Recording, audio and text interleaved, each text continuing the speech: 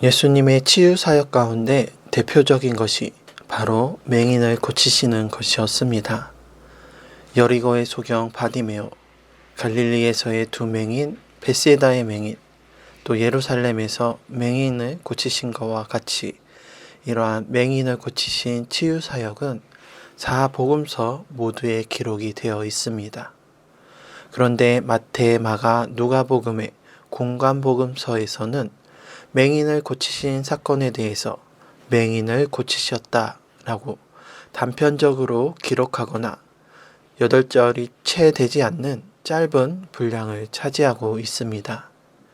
그러나 요한복음에서는 오늘 본문과 같이 9장 전체 41절에 걸쳐 예수님께서 맹인을 고치신 사건과 그 이후의 이야기까지 상세히 기술하고 있으며 예수님의 수많은 표적 가운데 대표적인 표적 7가지 중 6번째 표적으로 기록하고 있습니다.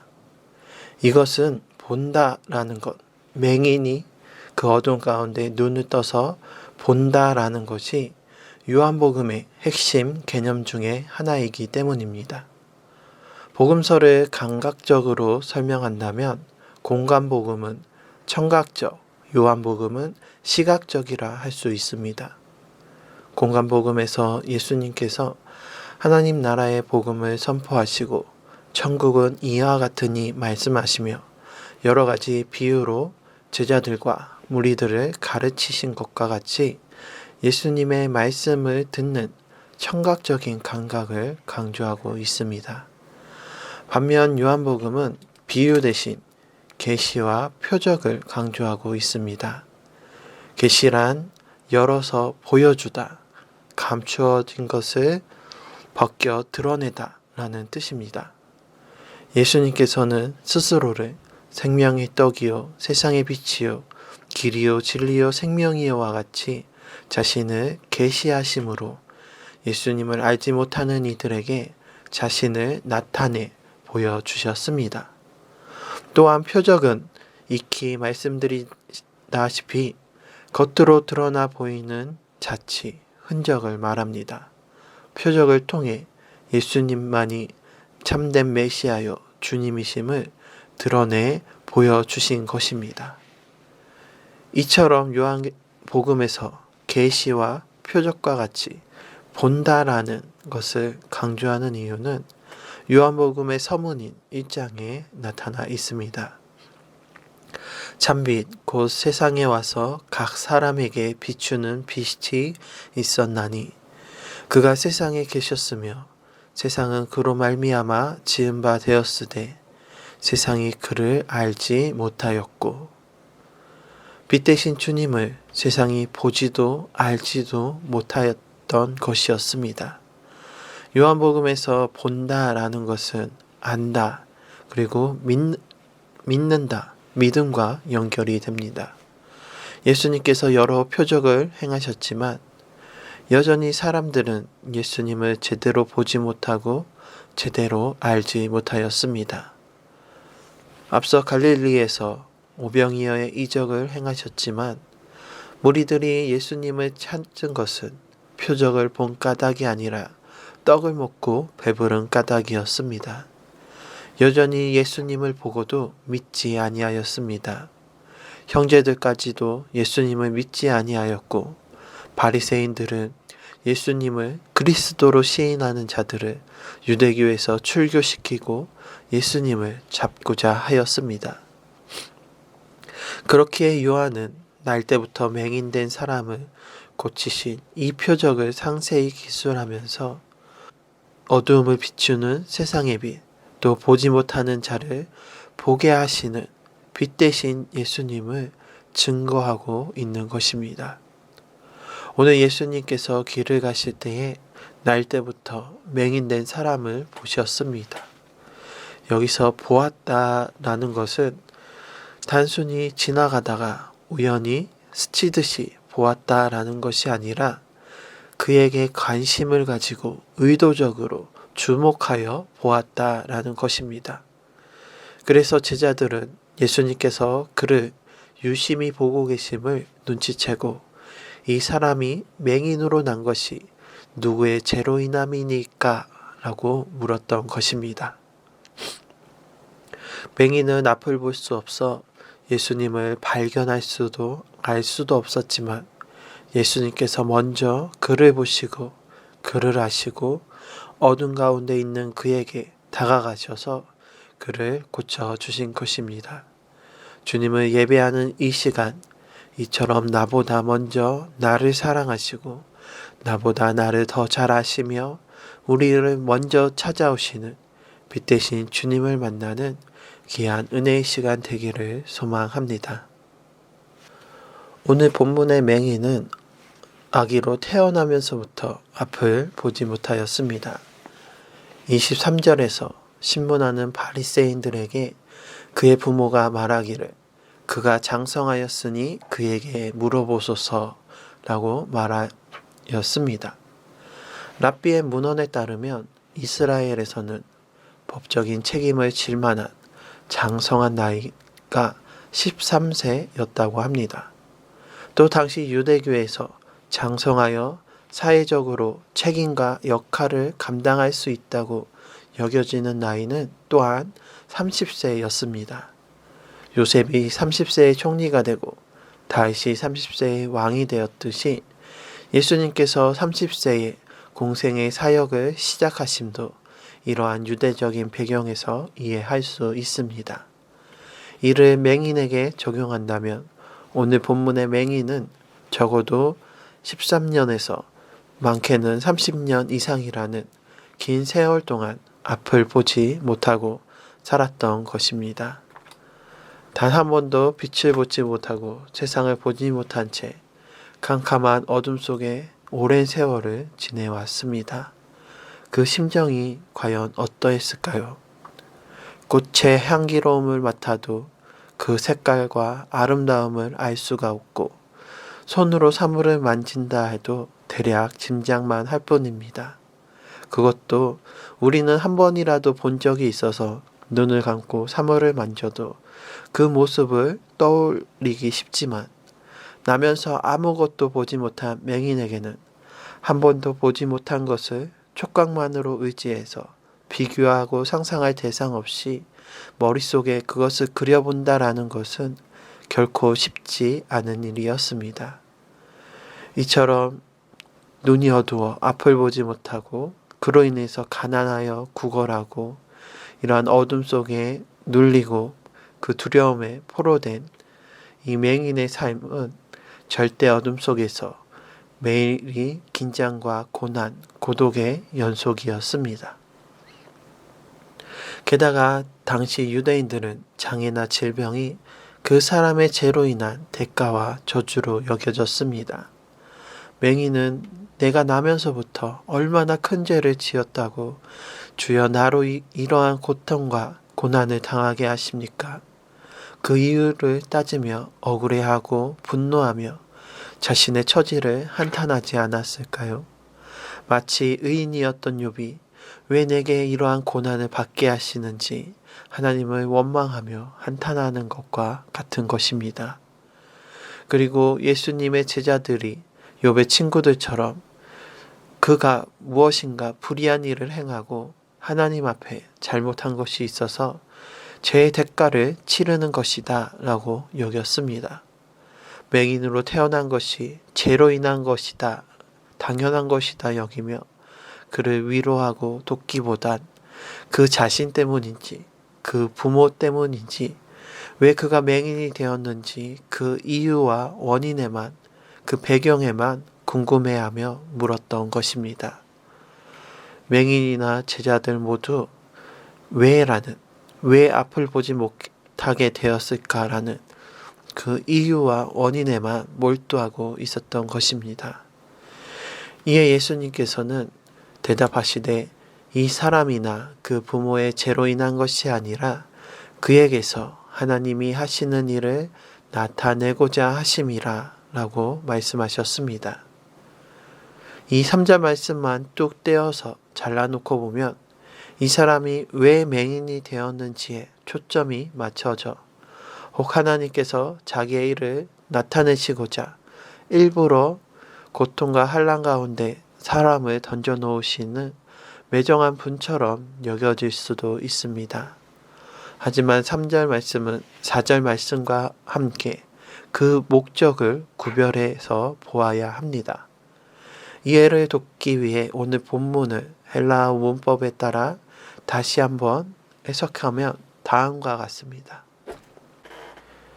이 사람이나 그 부모가 죄를 지은 것이 아니다. 그러나 그의 삶 속에서 하나님의 일이 나타나도록 하기 위하여 우리는 아직 낮은 동안에 나를 보내신 분의 일을 해야만 한다.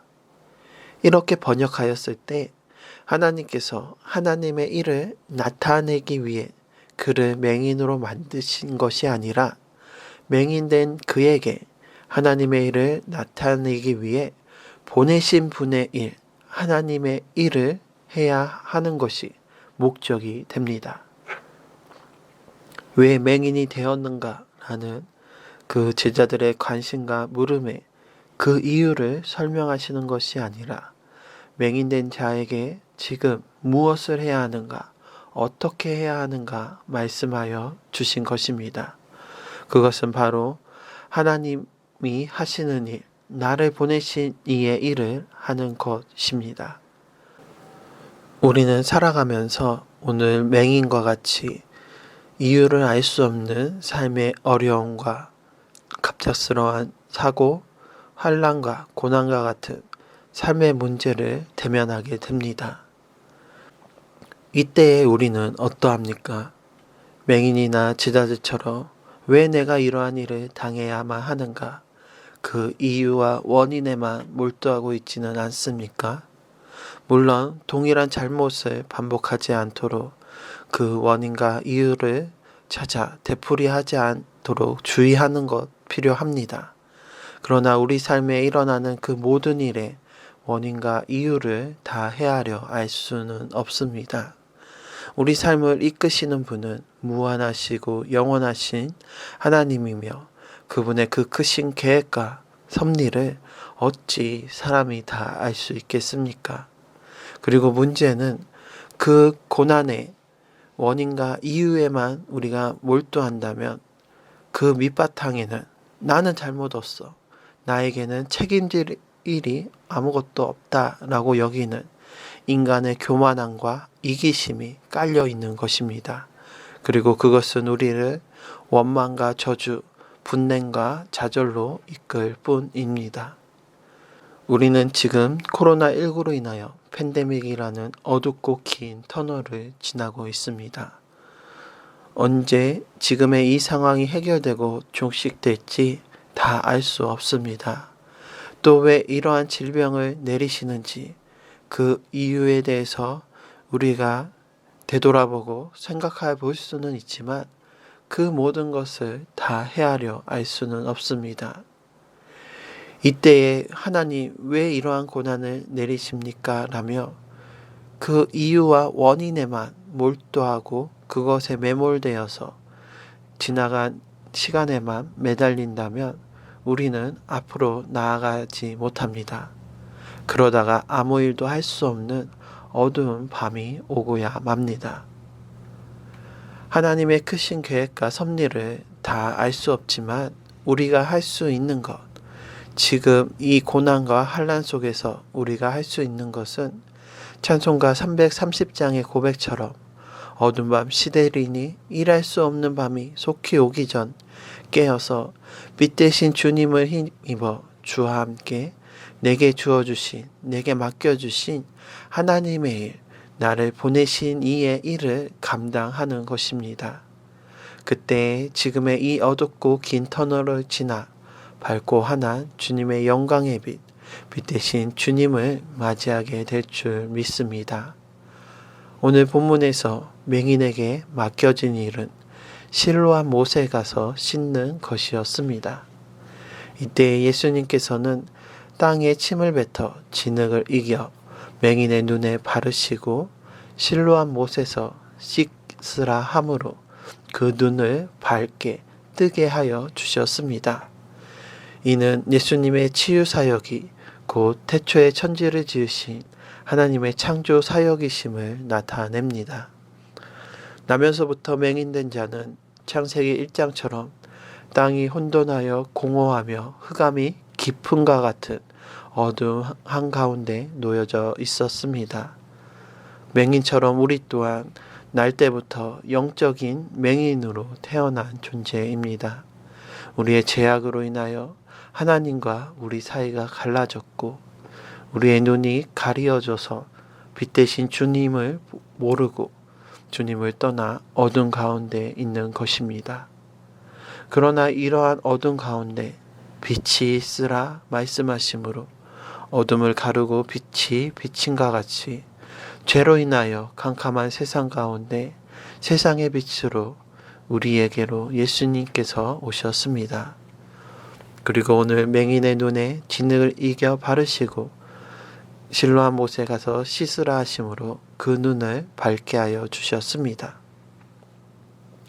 흙으로 사람을 빚으사 사람을 창조하신과 같이 진흙으로 보지 못하는 자에서 보는 자로 치유하여 주셨고 새롭게 거듭남으로 새롭게 창조하여 주셨습니다.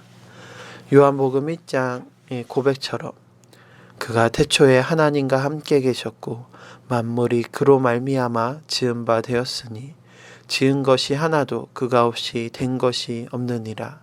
그 안에 생명이 있었으니 이 생명은 사람들의 빛이 되심을 날 때부터 맹인된 자를 고치심으로 표적으로 나타내 보이신 것입니다. 이처럼 빛 대신 주님으로 인하여 그 어둠을 밝히는 치유의 진흙, 새롭게 거듭나는 창조의 씻음의 표적이 우리의 삶 가운데 나타나기를 바랍니다. 지난주 우리는 제 수요일을 시작으로 사순절 첫 번째 주를 보내고 있습니다. 지난 시간 죄는 회개의 상징으로 죄로 인해서 흙에서 흙으로 돌아갈 수밖에 없는 유한한 존재요 죄인임을 나타내는 표식이라 말씀드렸습니다. 또한 이 죄는 죄사함의 표적이기도 합니다. 제 수요일에는 죄를 이마에 바르게 됩니다. 이때에 그냥 재로만 바르면 제대로 묻어나지 않고 흩날리기 쉬워서 재에다가 올리브 기름이나 향유를 섞어서 사용했습니다. 재와 기름, 이 두 가지가 합쳐지면 무엇이 되는 줄 아십니까? 바로 비누입니다. 폐 식용유로 재활용 비누를 만들어 보신 분은 잘 아실 것입니다. 기본적인 재료는 기름과 가성소다입니다. 그래서 이 가성소다를 물에 타서 녹인 후 기름과 잘 섞어서 굳히면 비누가 완성됩니다. 이 가성소다가 화학적으로는 수산화나트륨인데 천연적으로 수산화나트륨을 얻는 방법이 바로 나무를 태워 그 재를 물에 담가 우려내는 잿물입니다. 이러한 재와 기름이 합쳐져서 깨끗하게 씻긴 후 비누가 되는 것입니다. 오늘 본문에서 예수님께서는 침으로 진흙을 이겨 그의 눈에 바르셨습니다. 지난 시간 말씀드린 바와 같이 히브리어에서 아다마 또는 아파르라 하는 이 단어는 흙과 재, 먼지와 티끌을 모두 의미합니다. 그 흙을 눈에 바르심은 우리는 하나님의 크신 뜻과 섭리를 다 헤아려 알 수 없는 흙에서 흙으로 돌아갈 유한한 존재이며 동시에 흙으로 사람을 창조하시고 다스리시는 하나님의 능력과 권세를 나타내는 것입니다. 또한 우리의 제됨을 나타내는 것입니다.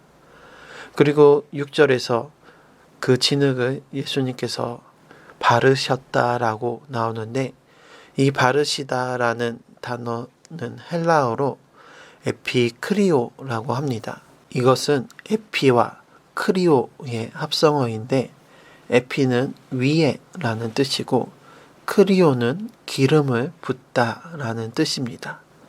그래서 이 크리오에서 파생되어서 우리고 잘 알고 있는 단어가 크리스토스, 곧 그리스도, 기름 부으심을 받은 자라는 뜻입니다. 그래서 오늘 예수님께서 그 진흙을 바르셨다라는 것은 예수님께서 기름 부으심을 받은 자이시자 또한 성령의 기름을 부어주셨다라는 것입니다. 그래서 이사야 61장 3절의 말씀과 같이 그 죄와 같은 죄로 인해 슬퍼하는 자에게 죄 대신 화관을, 슬픔 대신 기쁨의 기름을 부어주시며 온전케 하여 주시는 것입니다. 그래서 근신 대신 이제 찬송의 옷으로 여호와 하나님을 찬양하며 하나님의 하시는 일을 증거함으로써 주님의 영광을 나타내게 하셨습니다.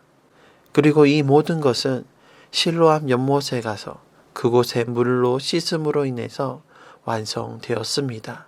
그때 비로소 어두워졌던 눈이 밝아지게 되었습니다. 실로암은 히스기야 왕 때 만들어진 연못으로 아수르의 공격을 방어하면서 예루살렘 성내에 식수를 공급하기 위해 성 밖의 기온 샘물로부터 지하 수로를 연결해서 성 안으로 끌어들인 샘물입니다. 기온 샘물로부터 보냄을 받아 물을 저장한 샘이었기 때문에 보냄을 받았다라는 뜻의 실로암이란 이름이 붙여진 것입니다. 그런데 오늘 말씀에서 실로암은 단지 실로암 연못 자체만을 이야기하는 것이 아니라 예수 그리스도를 나타내는 상징이자 표적입니다. 복음서에서는 예수님이 하나님께 보내심을 받은 분이다라는 표현이 나타나 있습니다. 그것을 찾아보니 마태복음과 마가복음에서는 한 번, 누가복음에서는 2번 기록되어 있습니다. 그런데 요한복음에서는 무려 나를 보내시니 이와 같은 표현이 무려 39번이나 기록되고 있습니다. 이것은 즉 예수님께서 실로암 곧 하나님의 보내심을 받은 자이시다라는 것입니다. 이처럼 하나님의 보내심을 받은 실로암 되시는 영원한 생명수 되시는 예수님께 나아가는 우리 모두가 되기를 바랍니다. 그래서 하나님의 구속의 은혜와 성령의 기름 부으심이 함께하여 회개의 죄와 성령의 기름이 우리의 죄를 씻는 비누가 되고 또 영생하도록 솟아나는 생명 샘물이 되시는 예수님께 나아가 씻음받아 거룩하고 성결한 주님의 자녀가 되는 이번 사순절 기간이 되시길 바랍니다. 나아가 맹인처럼 빛 대신 주님을 영접하며 참된 회복과 평안, 기쁨과 구원의 은혜를 누리시기 바랍니다. 그래서 그 제사함과 성령의 기름 부으심으로 이제 우리 또한 예수님을 따라 주님의 보내심을 받은 자가 되시길 바랍니다.